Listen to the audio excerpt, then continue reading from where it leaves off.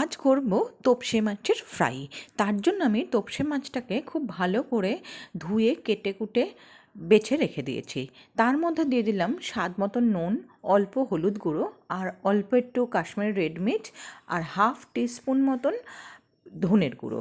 এরপরে আদা রসুন একটা ছোটো মাপের পেঁয়াজ ভালো করে গ্রাইন্ড করে নিয়ে এর মধ্যে দিয়ে আমি এটাকে খুব ভালো করে মেখে ঘন্টাখানেকের জন্য ম্যারিনেট করতে রেখে দেব।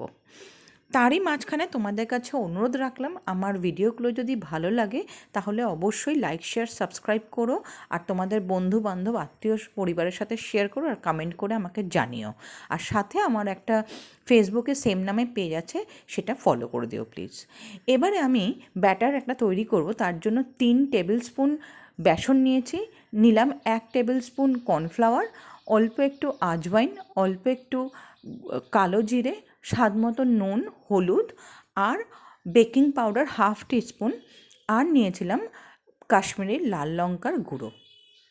এবারে আমি এটাকে খুব ভালো করে মিশিয়ে নেব, যাতে দলা যদি থাকে সেই লাম্পসগুলো যাতে ভেঙে যায়।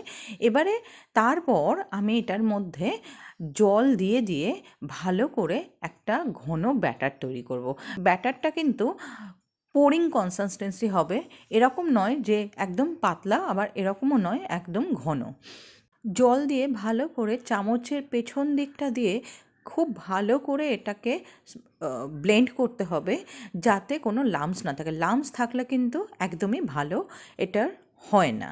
আর যদি বেকিং পাউডার না থাকে তাহলে কিন্তু ফ্লাফি হবে না, বাট খেতে কিন্তু খারাপও হবে না। এবারে আমি কড়াইতে তেল গরম বসিয়েছি। বসানোর পরে ম্যারিনেটেড মাছগুলোকে এই ব্যাটারের মধ্যে চুবিয়ে আমি কিন্তু একসাথে 3টে করে মাছ ভেজে নেব। আমার এখানে প্রায় 500 মতন মাছ ছিল। মাছগুলো ছেড়ে দেওয়ার পরে ফ্লেমটাকে কিন্তু আমি মিডিয়াম টু হাই রেখেছি।